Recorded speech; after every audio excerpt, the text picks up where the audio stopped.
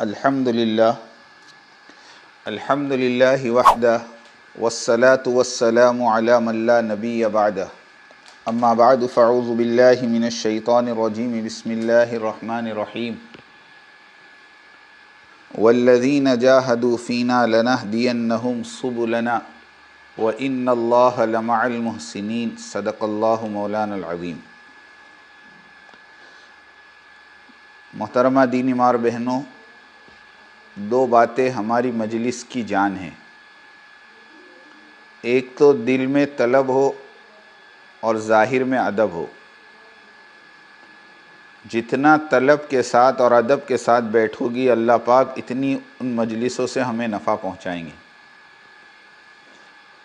اس لیے تمام بہنوں سے گزارش ہے، آپس کی باتیں بالکل نہ کریں، پوری طور سے متوجہ ہو کر بات کو سنیں، انشاءاللہ عمل کی نیت سے سنیں، دوسروں تک پہنچانے کی نیت سے سنیں۔ کچھ باتیں ہیں جو اللہ کے راستے میں نکلنے کی وجہ سے ہم پر ذمہ داری ہے، اس کو سمجھیں۔ سب سے پہلی بات تو یہ ہے میری بہنوں کہ اللہ پاک نے مجھے اور آپ کو حضرت محمد صلی اللہ علیہ وسلم کی امت میں پیدا فرمایا ہے۔ اس امت میں پیدا ہونے کے ناطے اس امت کا ہر مرد اور اس امت کی ہر عورت اللہ کے دین کی ذمہ دار ہے۔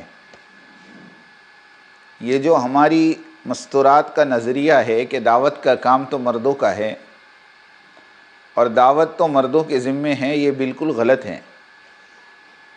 قرآن کی آیت ہے والمؤمنون والمؤمنات، ایمان والے مرد اور ایمان والی عورتیں، بعضهم اولیاء بعض، یہ ایک دوسرے کی مددگار ہیں، یأمرون بالمعروف وینہون عن المنکر، نیکی کا حکم کرنے میں اور برائی سے روکنے میں۔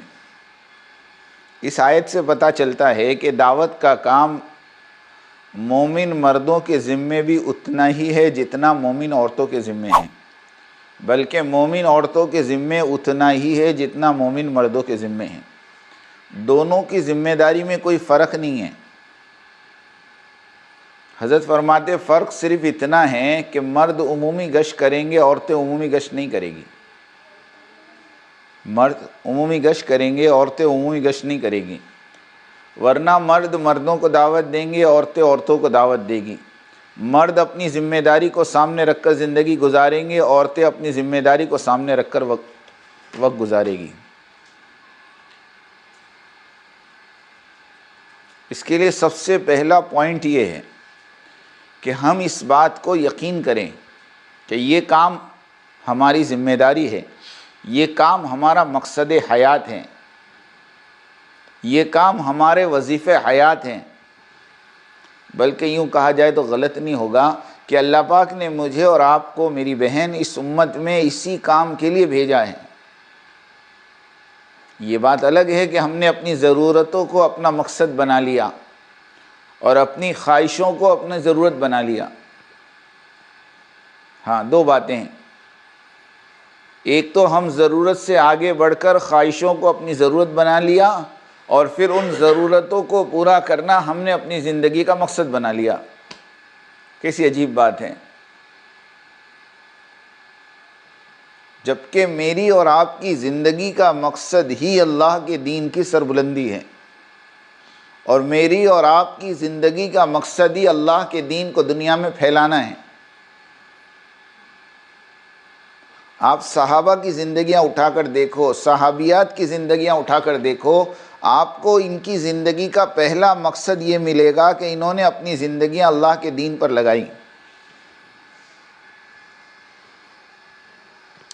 دین کے خاطر، میری بات دھیان سے سننا، دین کے خاطر سب سے پہلا مال لگانے والی عورت، دین کے خاطر سب سے پہلے جان دینے والی عورت، اللہ کے نبی کو نبوت کے بعد نبی کی شکل میں سب سے پہلا اگر کسی نے دیکھا ہے تو وہ عورت، اللہ کے نبی کو دلاسا دینے والی عورت۔ اللہ نے عورتوں کو کیسا مقام دیا کہ پیارے نبی گھبرائے ہوئے آئے اور کہا کہ خدیجہ اللہ کا حکم آیا ہے وَأَنذِرْ عَشِيرَتَكَ الْأَقْرَبِينَ کہ اپنے رشتہ داروں کو ڈرائیے، اور میرے اللہ کا حکم آیا ہے قُمْ فَأَنذِرْ وَرَبَّكَ فَكَبِّرْ، آپ کھڑے ہو جائیں، لوگوں کو ڈرائیں، اپنے رب کی بڑائی بیان کریں۔ اللہ کے نبی نے کہا خدیجہ میں کس کو دعوت دوں، مکہ میں کون میری بات سنے گا؟ اس وقت اللہ کے نبی کو سب سے زیادہ دلاسا دینے والی اور سب سے زیادہ ہمت دلانے والی وہ عورت ہیں جس کا نام حضرت خدیجہ رضی اللہ تعالیٰ عنہا ہے، کہ یوں کہا اے اللہ کے نبی آپ دعوت دینے میں پہل کریں، قبول کرنے میں میں پہل کرتی ہوں۔ 40,000 دینار سونے کے سکے، آج کے کتنے کروڑ ہو گئے، وہ سارا مال لا کر اللہ کے نبی کے قدموں میں رکھ دیا کہ آج سے میرا مال بھی آپ کے حوالے، میری جان بھی آپ کے حوالے۔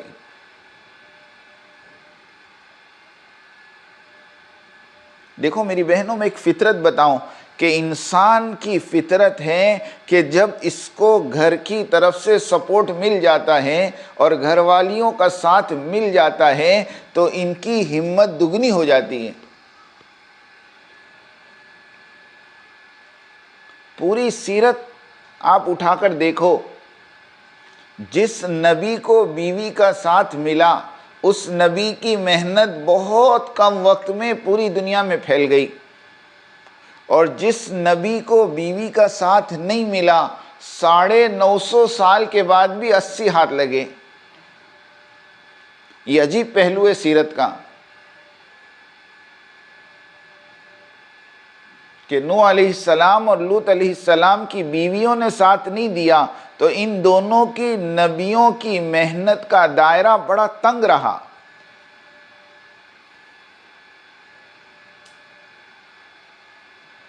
اور اللہ کے نبی کو اپنے 9 گھرانوں کا ساتھ ملا تو 23 سال کے اندر پورے عرب میں اللہ نے اسلام کو غالب کر کے بتا دیا۔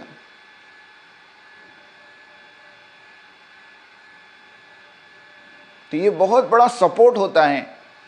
اور دوسری بات میں آپ کو بتاؤں کہ حضرت خدیجہ رضی اللہ تعالیٰ عنہا نے جیسے اسلام قبول کیا وہ گھر نہیں بیٹھی، بلکہ وہ اس ذمہ داری کو سمجھ گئی کہ اب میری بھی ذمہ داری ہے کہ اللہ کی طرف لوگوں کو بلانا۔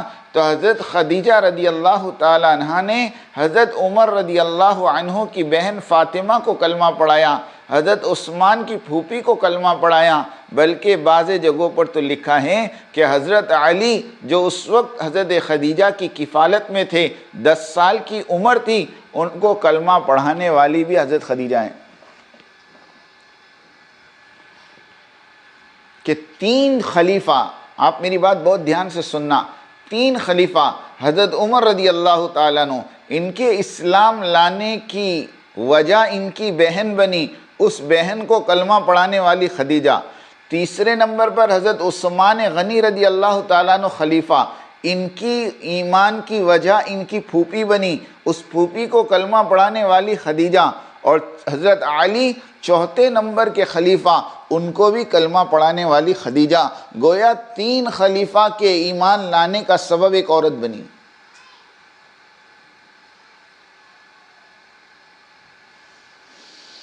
کہ ہم یہ نہ سوچیں کہ ہم پردے میں رہ کر کیا کر سکتی ہیں، اللہ آپ سے بہت کام لے گا اگر آپ نے کام کا ارادہ کیا ہوا ہے تو۔ ہاں بہت کام لے گا اللہ،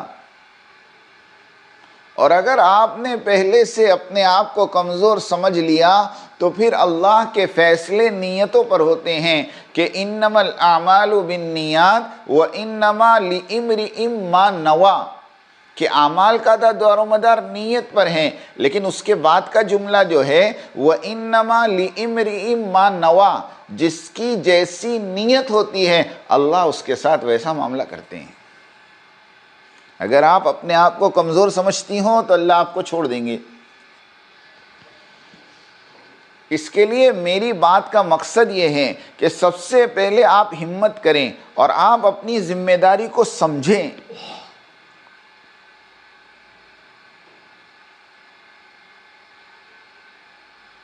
کہ صرف ہمارے مردوں نے دنیا کمانے کو مقصد سمجھ لیا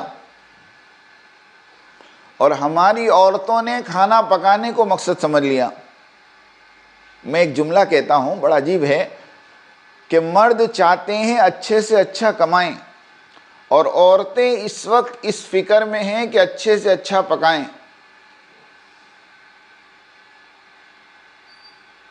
پورے دن اس کے لیے پریشان رہتی ہے، اچھی اچھی ریسیپی ڈاؤن لوڈ کرتی ہے اور اس کو پریکٹیکل کرتی ہے، کبھی گرین، کبھی وائٹ، کبھی یہ، کبھی وہ۔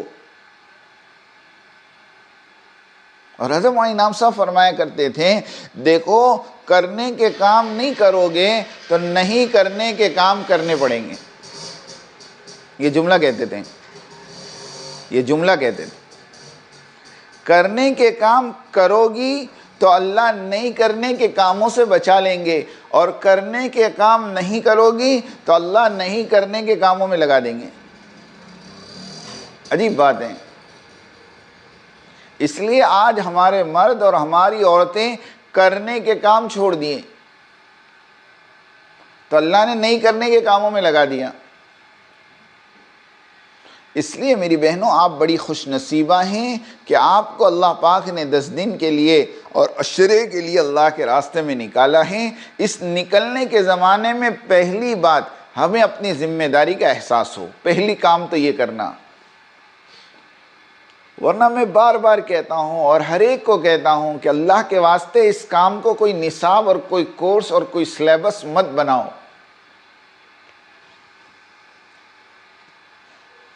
کہ ہمارے نکلنے کا مقصد صرف یہ نہ ہو کہ ہمارے 10 دن پورے ہو جائیں، 50 ٹائم کی نماز پڑھ لوں، 20 ٹائم تعلیم کر لوں، 20 ٹائم تسبیح پڑھ لوں، 10 دن کی تہجد، اشراق، چاشت، اوابین ہو جائیں۔ یہ سب کروانے کے لیے آپ کو گھروں سے نہیں نکالا، یہ تو آپ کر رہی تھی گھر میں اور بہت اچھا کر رہی تھی۔ ہمیں امید ہے اللہ کی ذات سے۔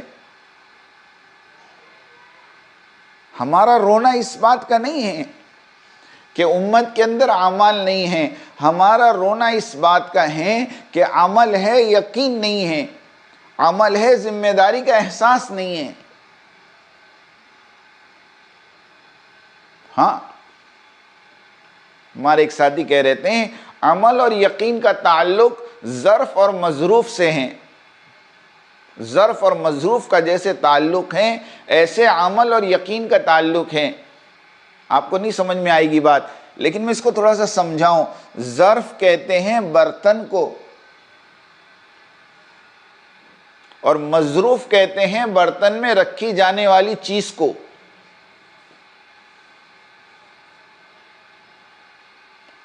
ظرف یقین ہے، مظروف عمل ہے۔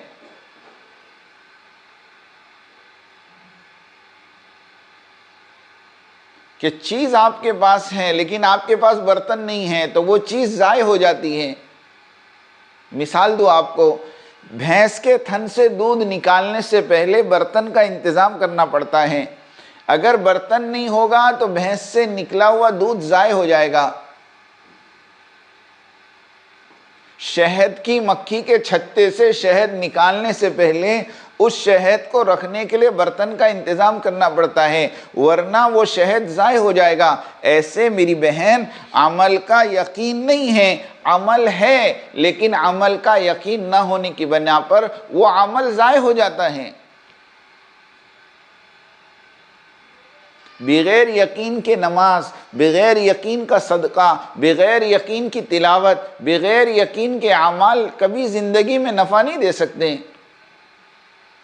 بلکہ میں آپ کو ایک عجیب بات بتاؤں، اگر بغیر یقین کے عمل ہوگا تو اس عمل کو دھیرے دھیرے انسان چھوڑ دے گا۔ کیوں؟ کہ اس کو اس عمل سے ہوتا ہوا نظر نہیں آئے گا۔ تو آگے جا کر یہ مسلمان مرد اور یہ مسلمان عورت یوں کہے گی کہ دیکھو ہم نے تو نماز پڑھ کے بھی دیکھ لیا اور روزہ رکھ کے بھی دیکھ لیا اور صدقہ دے کے بھی دیکھ لیا اور صلاۃ الحاجت پڑھ کے بھی دیکھ لیا، کچھ ہوتا نہیں ہے۔ اب کچھ ہوتا نہیں ہے تو چھوڑ دیں گے، کچھ ہوتا نہیں ہے تو کیا کریں گے؟ چھوڑ دیں گے۔ کیوں کہ عمل ہے، یقین نہیں ہے، عمل ہے یقین نہیں ہے، اور عمل کا یقین جو پیدا ہوتا ہے وہ عمل کی دعوت سے پیدا ہوتا ہے، اور دعوت جب دو گی جب تمہارے اور میرے اندر ذمہ داری کا احساس ہوگا کہ عمل صرف میری ذات تک کے لیے نہیں ہے، بلکہ یہ عمل قیامت تک آنے والی آخری عورت کے اندر پیدا ہو جائیں، اس کی ذمہ داری اللہ نے مجھے دی ہے۔ اس کے لیے ایک بات تو یہاں پوری ہو گئی کہ ہم یہ ذمہ داری کے ساتھ وقت لگائیں کہ ہم سب ذمہ دار ہیں قیامت تک آنے والی آخری انسانیت کا، چاہے وہ مرد ہو چاہے عورت ہو، ہم سب ذمہ دار ہیں۔ دوسری بات یہ ہے میری بہنوں، اب چونکہ اللہ کے راستے میں آپ نکلی ہیں تو کچھ باتیں ایسی ہیں جن کی پابندی اگر آپ کرو گی تو اللہ کی ذات سے امید ہے کہ یہ 10 دن ہمارے لیے تربیت کا ذریعہ بنیں گی۔ دیکھو، مربی حقیقی تو اللہ ہے، تربیت کرنے والے اللہ ہیں۔ تربیت کسی علاقے میں نہیں ہوتی، تربیت کسی انسان کے ہاتھ میں نہیں ہے، تربیت کسی آپا کے ہاتھ میں نہیں ہے۔ سن لینا میری بات کہ فلاں آپا کے ساتھ وقت لگ جائیں، فلاں ذمہ دار کے ساتھ وقت لگ جائیں، فلاں علاقے میں وقت لگ جائیں تو ہمیں فائدہ ہو جائے گا، یہ بات بالکل غلط ہے۔ بلکہ تربیت کا جو سب سے مؤثر ذریعہ ہے وہ اللہ کے راستے میں نکل کر ہونے والے اعمال ہیں، جن اعمال کو میری بہن اعمال نبوت کہتے ہیں، اور جن اعمال کو اعمال ہدایت کہتے ہیں، بلکہ جن اعمال کو اسباب ہدایت قرار دیا گیا۔ اور ہر نبی نے دنیا میں آ کر اسی لائن کی محنت کی۔ جب نبیوں کو دنیا میں بھیجا جاتا تھا تو نبی آ کر اپنی قوم پہ محنت کرتے تھے، ان کے محنت کی بنیاد یہ 4 اعمال ہوتے تھے، اور انہی 4 اعمال کے ذریعے سے وہ نبی اپنی قوم کو ضلالت کی گہرائیوں سے نکال کر ہدایت کی چوٹیوں پر پہنچاتے تھے۔ بہت بھاری بات ہے یہ کہ ہر نبی کی محنت کی 4 بنیادیں ہوتی تھی۔ ہر نبی یہ 4 اعمال کو کر کر اپنی قوم کو پستیوں سے اونچائیوں پر لے جاتے تھے۔ میری بات سننا دھیان سے، وہ 4 اعمال ہمیں اللہ کے راستے میں نکل کر کرنے کو کہے جا رہے ہیں۔ اس میں سب سے پہلا عمل دعوت اللہ، سب سے پہلا عمل کہ اللہ کی بڑائی کو بولنا، اللہ کی قدرت کو بیان کرنا، اللہ کی تعریف، اللہ کی معرفت، اللہ کو پہچاننا، ملنے والی ہر بہن کو، جس گھر میں آپ 2 دن ہیں اس گھر کی مستورات کو، اس گھر کے اطراف میں آنے والی مستورات کو، چاہے وہ صبح کی تعلیم میں، دوپہر کی تعلیم میں، کھانا کھلانے کے لیے یا کسی اور بہانے سے کام کے ذریعے سے آپ کے پاس پہنچی ہیں، اب آپ کی ذمہ داری ہے کہ آپ اس کا ہاتھ پکڑ کر محبت سے بٹھا کر پوری بات اس کے سامنے رکھیں، اللہ کی قدرت، اللہ کی طاقت، اللہ کی بڑائی، اور مرنے کے بعد کی پوری زندگی اس کو سمجھانا۔ اس میں نئی اور پرانی کا چکر نہیں ہے کہ نئی بہنیں نہ کرے پرانی کرے، یا پرانی کر سکتی ہے نئی نہیں کر سکتی، نہیں، ہر بہن اللہ کی بڑائی بول سکتی ہے، ہر بہن نبی کی رسالت سمجھا سکتی ہے، ہر بہن آخرت کو سمجھا سکتی ہے۔ اور یہ بڑی عجیب بات ہے کہ دنیا کی بڑائی ہمیں بیان کرنے کو کہیں تو دنیا کی بڑائی ہم بیان کرتی ہیں، اور اللہ کی بڑائی بیان کرنے کو کہیں تو ہم بغلے جھانکتی ہیں، کیا بولوں، کیسے بولوں، میرے کو تو شرم آتی ہے۔ اللہ کی بڑائی بولنے شرم آتی ہے؟ آپ سوچیں۔ اس کے لیے کوشش اس بات کی کریں، ملنے والی ہر بہن کو اللہ کی بڑائی سمجھائیں، اللہ کی قدرت سمجھائیں۔ اس زمانے میں انسانیت جو پریشان ہے نا، اس کی دو وجہ ہیں. سنو، بڑی پیاری بات ہے. اس وقت پوری دنیا کی انسانیت جو پریشان ہے اس کی دو وجہ ہیں. ایک ہے جہالت اور ایک ہے معصیت. بلکہ معصیت کی وجہ بھی جہالت ہیں. معصیت کی وجہ بھی جہالت ہیں. کیونکہ آج ہم اللہ کی قدرت سے جاہل ہیں. ہم اللہ کو نہیں پہچانتی. اللہ کون ہیں، اللہ کیسے ہیں، اللہ کیسی طاقت والے ہیں، اللہ کیسی قدرت والے ہیں، اللہ حالات کو کیسے بدلنے والے ہیں، اللہ کی ارادہ وجود ہے، اللہ کا ارادہ یہ دنیا کے قائم کرنے کا ہے تو دنیا قائم ہے. میرے اللہ کا ارادہ جب فنا کرنے کا ہو جائے گا تو پوری دنیا کی طاقت مل کر اللہ کے ارادے کو ٹال نہیں سکتی. ہم اللہ کو نہیں پہچانتی، اور اللہ کو نہیں پہچاننے کی وجہ سے ہم اللہ کی نافرمانی کر رہی. دیکھو دوسری وجہ معصیت، کہ معصیت کی وجہ بھی جہالت ہے. اور اس کا علاج کیا ہے؟ کہ اس کا علاج ہے معرفت اور اطاعت. اس کا علاج کیا ہے؟ معرفت اور اطاعت. معرفت کس کو کہتے ہیں؟ کہ اللہ کو پہچانو. اور اطاعت کس کو کہتے ہیں؟ اللہ کی مانو. کہ جب تم اللہ کو پہچانو گی تو اللہ کی مانو گی. اب تم اللہ کو ہی نہیں پہچانتی تو اللہ کی اطاعت کیسے کرو گی؟ مسئلہ یہاں اٹکا ہوا ہے. ہم اپنے گھر میں اپنے شوہر کی بات مانتی ہیں. کیوں؟ کہ اس کو سارا کرتا دھرتا سمجھتی ہیں کہ ان سے بگاڑ کر ہماری زندگی خراب ہو جائے گی. تو یہ دن کو رات بولے تو رات بولو، رات کو دن بولے تو دن بولو. کیا جاتا ہے اپنا؟ ہاں، کہ معرفت اطاعت پر ڈالتی ہے. سننا، معرفت اطاعت پر ڈالتی ہے اور جہالت معصیت پر ڈالتی ہے. جہالت معصیت پر ڈالتی ہے. اس کے لیے اللہ کے راستے میں نکل کر ایک تو خوب دعوت دو، اللہ کی بڑائی بیان کرو اس نیت سے کہ میرے دل میں اللہ کی بڑائی اترے، میں اللہ کی طاقت کو پہچانوں کہ اللہ کون ہے، کتنی بڑی طاقت والا ہے وہ، جس نے ساتوں آسمان اور ساتوں زمینوں کو سنبھالا ہوا ہے. تو سب سے پہلے میری بہن دعوت دیں. دعوت میں آگے پیچھے نہ کریں، شرمائیں نہ. دوپہر کا بیان پورا ہو گیا، فوراً ہماری چاروں بہنیں، تین تین چار چار بہنوں کو لے کر بیٹھیں. 8 بہنیں آئی ہے کوئی بات نہیں، 2 بہنوں کو ایک بہن لے کر بیٹھیں. 12 بہنیں ہیں، 3 بہن لے کر بیٹھیں. لیکن بیٹھو، ہلکے لگاؤ. تشکیل کا مطلب یہ نہیں ہے کہ ایک بہن کھڑے رہ کر کہے بولو کون تیار ہے، کون بھیجے گا. ہمارے یہاں ایسا ہوتا ہے کہ ہماری جماعتوں میں جو بولنے والی ہوتی ہے وہ بیچاری بولتی رہتی ہیں، اور جو سننے والی ہے پورے 10 دن سنتی رہتی ہے. ہاں آپا تم کر لو، آپا تم کر لو، سب کام میں آپا کر لیں، اور یہ خالی 10 دن سنے گی بیٹھ کے. کہ نہیں، اگر آپا نے ان کو بولنے نہیں دیا تو آپا نے ظلم کیا ان پر. سن لو یہ بات. ہاں، ظلم کیا. اس لیے اللہ کے واسطے جو بات کہہ رہے ہیں وہ بات کو سمجھو. ہر بہن کو دعوت دینے کا موقع دو. ہر بہن کو ہلکا لگا کر کہو کہ ان 3 سے بات کرو. آپ تعلیم کے علاوہ کے اوقات میں کوئی بہن آ جائیں تو ہمارے مرد مشورے سے طے کریں انفرادی دعوت کی ذمہ داری فلاں بہن کی. وہ بہن 24 گھنٹے میں جتنی بہنیں انفرادی اوقات میں آئے گی ان کو دعوت دے گی.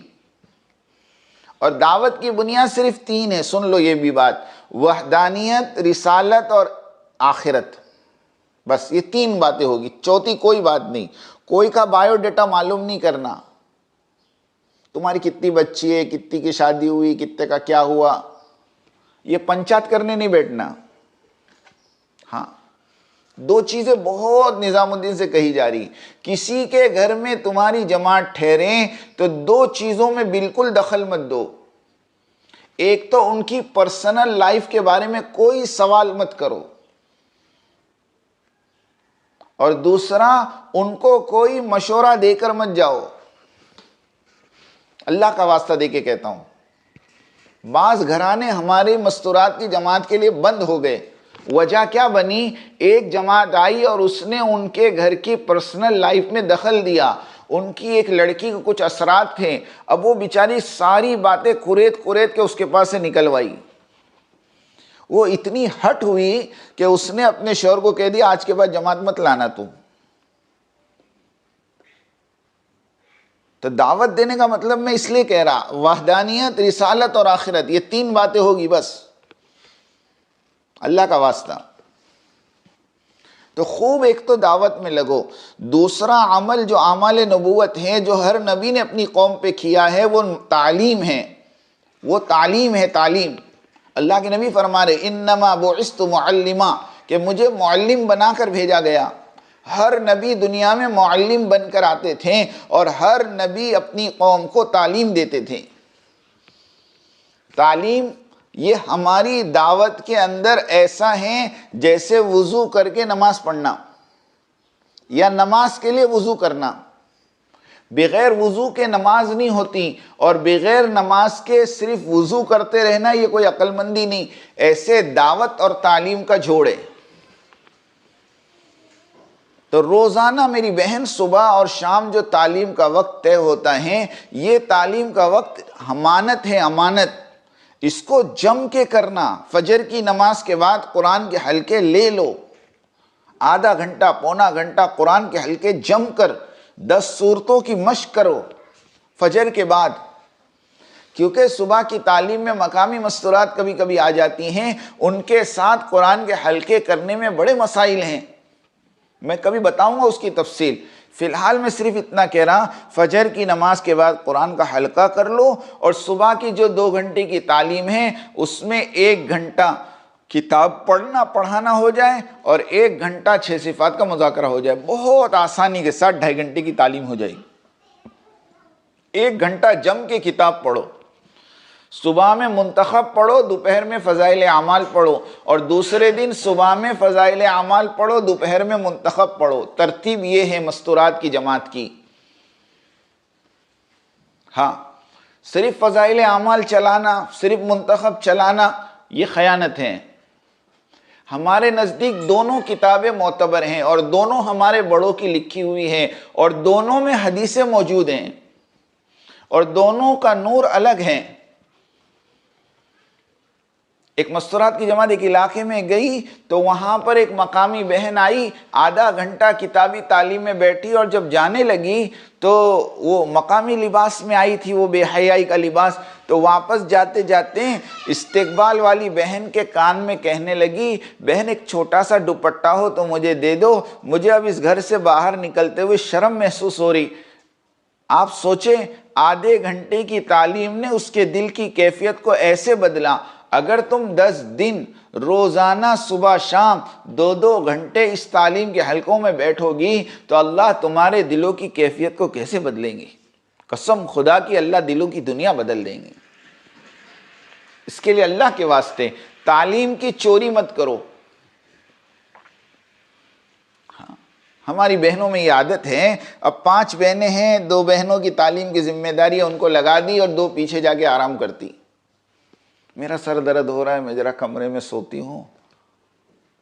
یہ تعلیم کے حلقے کا استخفاف ہے، سچی کہہ رہا ہوں، امانت ہے یہ اعمال نبوت ہے، یہ اعمال ہدایت ہے، یہ اسباب ہدایت ہے، اس کو کیے بغیر ہماری تربیت نہیں ہو سکتی۔ سن لو ایک بات کان کھول کے، اس لیے اللہ کے واسطے تعلیم کی چوری مت کرو، تعلیم میں جم کر بیٹھو۔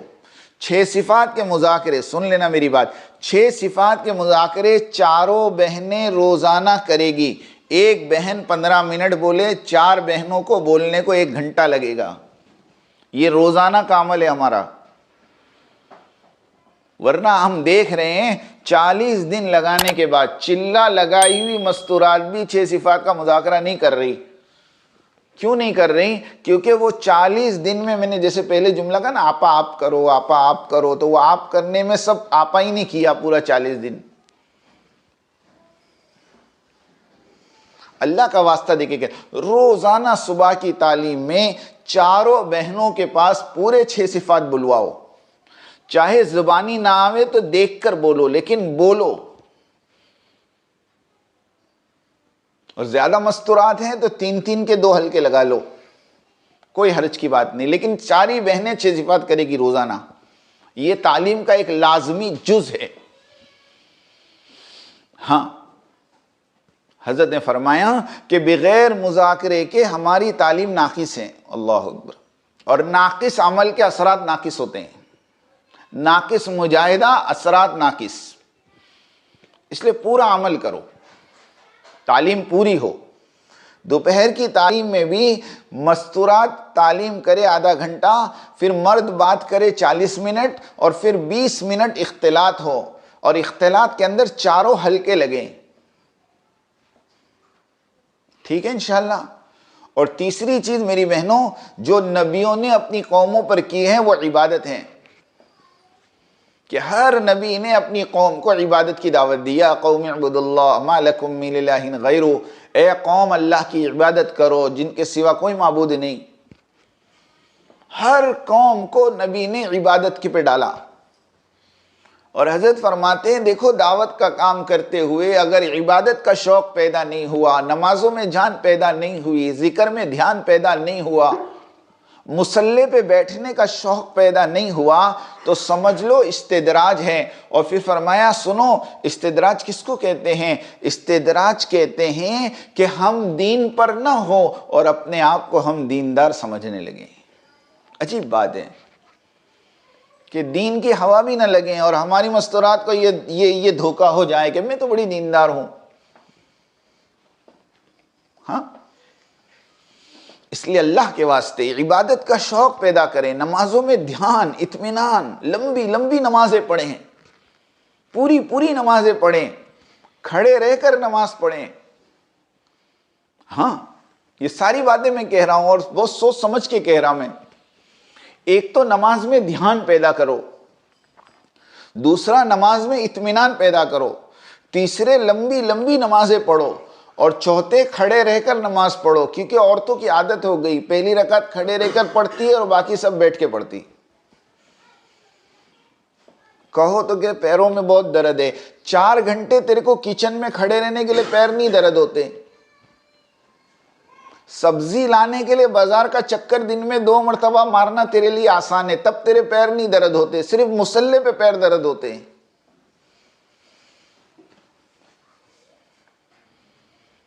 بہت عجیب عادت ہو گئی ہماری.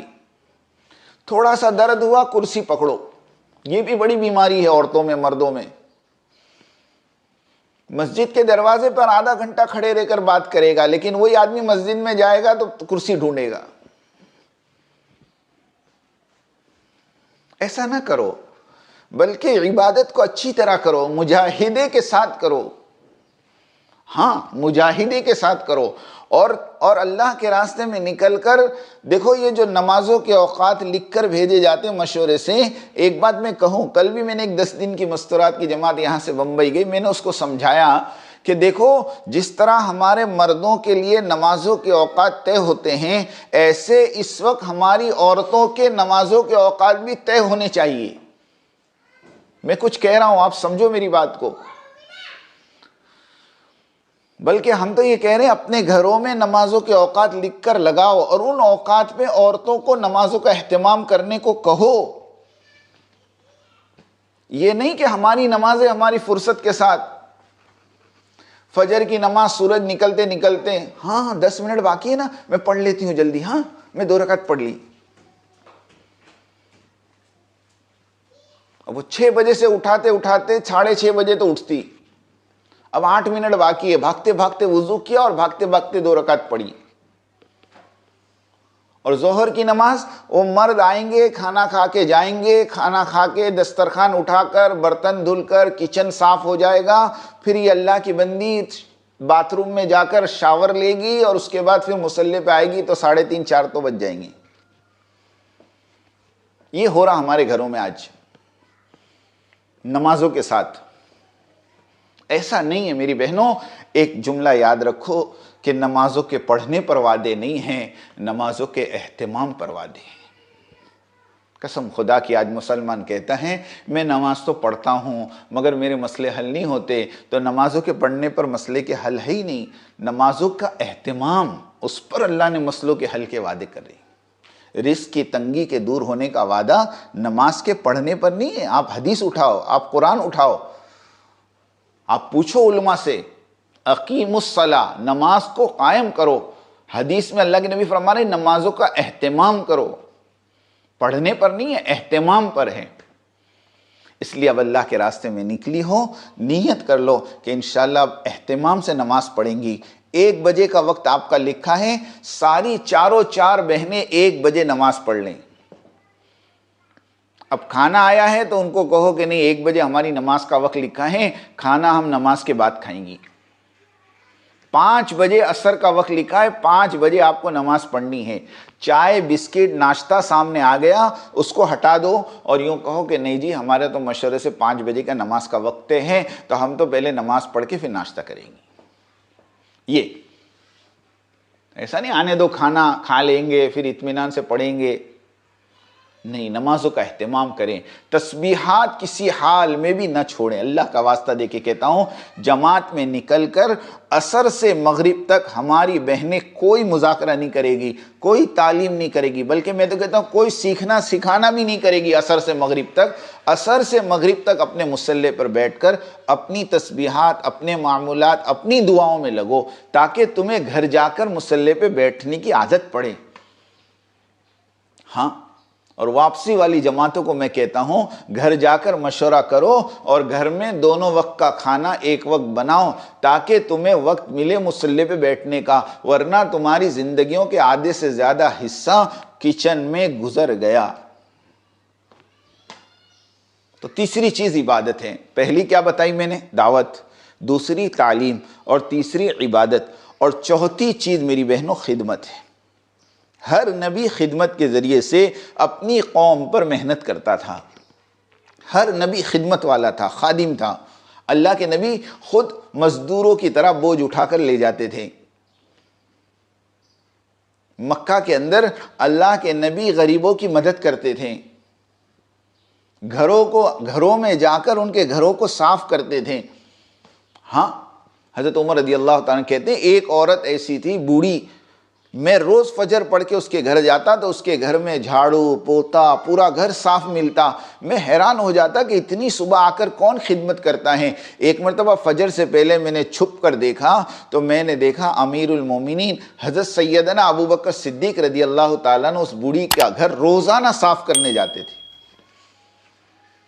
اس لیے خدمت کے جذبے کے ساتھ چلو، خادمہ بن کر چلو، مخدومہ بن کر مت چلو۔ سمجھ رہی میری بات؟ خادمہ کس کو کہتے ہیں؟ خدمت کرنے والی کو، اور مخدومہ کس کو کہتے ہیں؟ خدمت لینے والی کو۔ عام طور پر جماعتوں میں چلنے کے بعد اب سیروزہ لگ گئے، عشرہ لگ گیا، چلہ لگ گیا، اب آہستہ آہستہ ہماری عورتوں کا مزاج بدلتا ہے، خادمہ سے مخدومہ کی طرف جاتا ہے، کیونکہ وہ ساتھ میں چلنے والی بہنیں بھی ہیں نا، وہ بھی بیچاری بار بار آپا آپا آپا آپا کرتی ہیں، تو آپا کا دماغ تھوڑا اوپر جاتا ہے۔ اب وہ خادمہ سے مخدومہ کی طرف کیسے جاتی ہے سناؤں میں آپ کو۔ اب وہ دھیرے دھیرے کہے گی بہن ذرا دوپٹہ دے دینا نا، بہن ذرا وہ بیگ اٹھا دینا، بہن ذرا ایک گلاس پانی پلا دینا۔ اب یہ دھیرے دھیرے خادمہ سے مخدومہ کی طرف چلی۔ اب آگے چل کر 2 کنیزیں ساتھ میں چلیں گی حضرت کی۔ یہ ساری چیزیں ہمارے سامنے ہیں، ہم نے دیکھا ہے، بلکہ ہمیں ساری کارگزاری ہے ہمارے پاس۔ اس لیے موت تک یاد رکھو کہ خدمت یہ اصل ہے، خدمت سے خدا ملتا ہے۔ ایک گلاس پانی پینا ہو نا، ایک گلاس، تو کمرے سے اٹھ کر کچن میں جاؤ، اپنے ہاتھ سے پانی پیو اور واپس آؤ۔ یہ ہے اصل مزاج دعوت کا۔ کسی سے کوئی مدد نہیں لینا، کسی سے کوئی مدد نہیں لینا۔ عورتیں کہیں گی محبت میں، لیکن آپ اپنے آپ کو بچاؤ، اور جس مکان میں ٹھہری ہو اس مکان کی کوئی چیز تم استعمال نہیں کرو گی۔ کان کھول کے سن لیں، کوئی چیز چاہے وہ چیز استعمال سے کم ہوتی ہو چاہے نہ ہوتی ہو، دونوں بات یاد رکھیں، کیونکہ بعض مرتبہ ہماری ذہنوں میں یہ آتا ہے یہ کیا، یہ اس سے کیا اس کا کچھ گھٹ جانے کا ہے؟ کچھ گھٹنے کا نہیں ہے، لیکن آپ کو استعمال نہیں کرنا ہے۔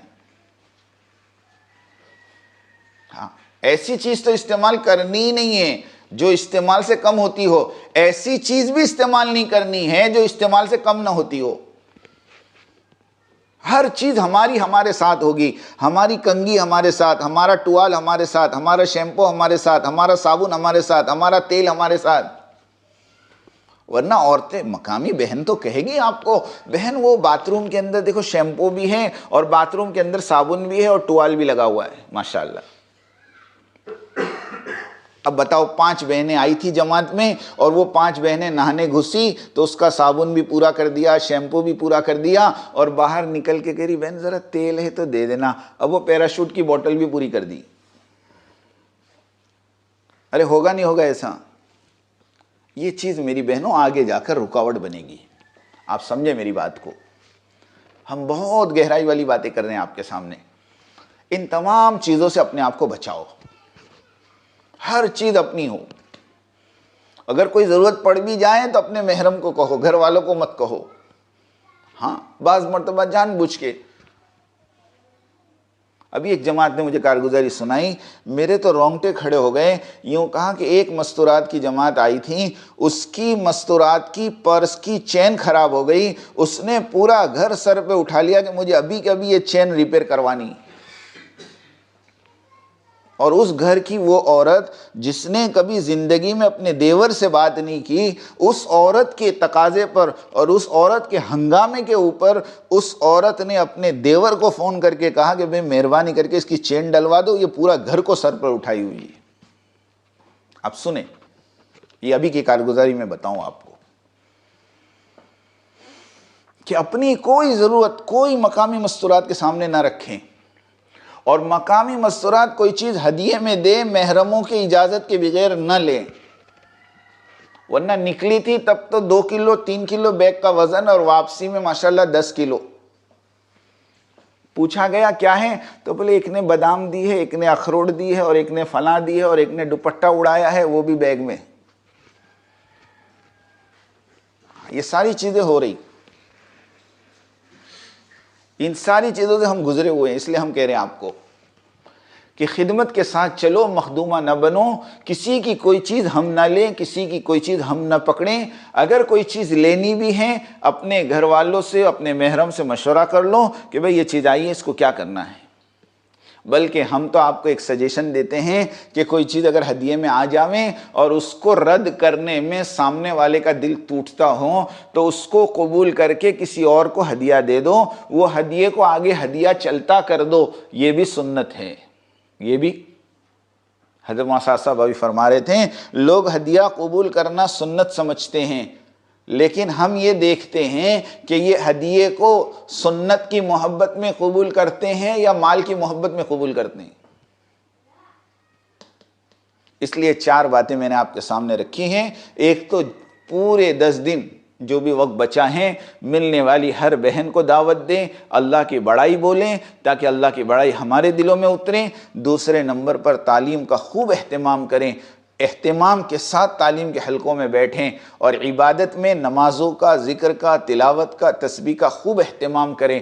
اور چوتھے نمبر پر خدمت کے اندر اپنے آپ کو آگے رکھیں، اور ہو سکے اپنا کھانا خود بناویں، اپنا چائے خود بنا لیں، ہے نا۔ مستورات جو ہیں ماشاءاللہ مردوں سے کہہ دیں بھئی دودھ بھجوا دیں، چائے کی پتی شکر بھجوا دیں، ایک ٹائم کا کھانے کا سامان بھی ساتھ میں رکھیں، دال چاول تیل وغیرہ اپنے ساتھ رکھیں۔ کبھی مقام پر پہنچ کر دیکھیں فوراً اس میں سے سامان، ورنہ پھر وہ مردوں کو بولے گی، مرد لا کر دیں گے، اتنی دیر میں گھر والوں کو معلوم پڑ گیا، وہ بھیج دیں گے۔ اس لیے ایک وقت کا کھانے کا سامان ہماری مستورات ساتھ میں رکھیں، کسی کو پوچھنے کی ضرورت نہیں ہے۔ ہاں، کسی کو پوچھنے کی ضرورت نہیں ہے۔ ہمارا مزاج بگڑ گیا، ہماری عورتیں فون کر کے پوچھتی ہے کوئی دعوت ہے کیا، نہیں تو بناوے، یعنی دعوت کھانے آئے ہیں۔ ایک مرتبہ میری مستورات کو میں نے فون کر کے کہا آج رات کو کھانا بنانا ہے، تو مستورات نے مجھے کہا کہ دوپہر کی تعلیم میں 2 بہنیں بات کر رہی تھی دعوت دینے کی، تھوڑا انتظار کرو نا، دعوت آ جائے گی۔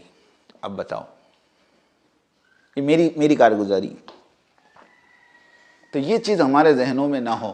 بلکہ آخری بات میں آپ کے سامنے کروں، اپنی بات کو ختم کروں. حدیث پاک کا خلاصہ ہے کہ اگر دل میں اشراف ہو اور پھر وہاں سے کوئی چیز ملے تو وہ چیز میرے لیے تمہارے لیے حرام ہے. سچی کہتا ہوں. اگر آپ کے دل میں ہے کہ کوئی دعوت دیں اور پھر دعوت آویں تو وہ دعوت کا کھانا بھی حرام ہے. یہ فضائل صدقات کے اندر 340 یا 41 نمبر کے صفحے پر یہ حدیث لکھی ہے. اشراف نفس کا پورا بیان ہے. کبھی دھیان سے اس کو پڑھ لیں. اللہ پاک مجھے اور آپ کو کہنے سننے سے زیادہ عمل کی توفیق عطا فرمائے. سبحان اللہ و بحمدہ، سبحانک اللہم.